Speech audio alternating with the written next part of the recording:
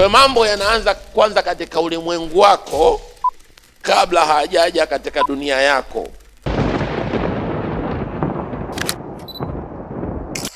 Dunia ni moja, sema dunia ni moja.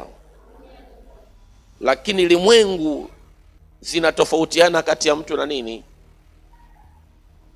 Yuko mtu ulimwengu wake haumruhusu kufanikiwa.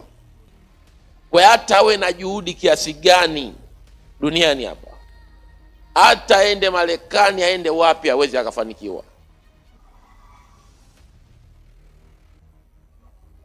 kwa sababu yawezekana huyu mtu ulimwengu wake umestuck, umekwama. Tunaelewana eh?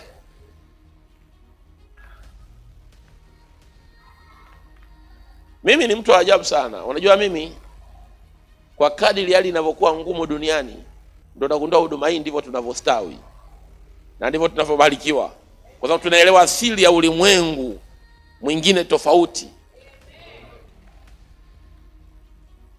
Unakumbuka kuna kipindi nani alimuuliza, yule alikuwa ni Pilato nadhani, alimuuliza Yesu, je, wewe ni mfalme wa Wayahudi? Unakumbuka eh?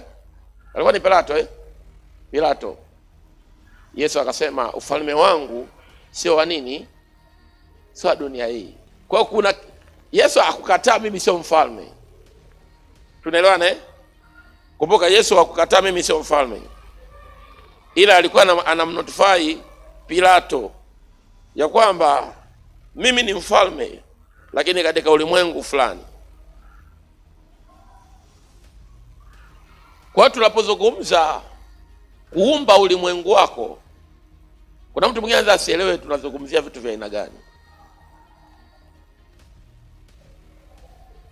Tunazungumzia kutengeneza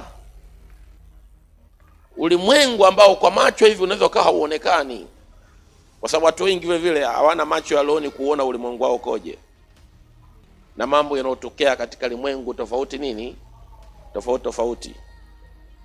Lakini nataka nikwambie mtu wa Mungu, hata Bwana Yesu wakati anafundisha wanafunzi wake kuomba, moja ya kitu aliwaambia wanatakiwa waombe kitakachofanyika duniani kama wapi?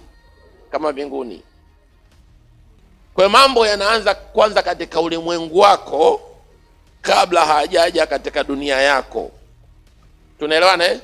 Kitakachofanyika duniani kama nini? Kama mbinguni.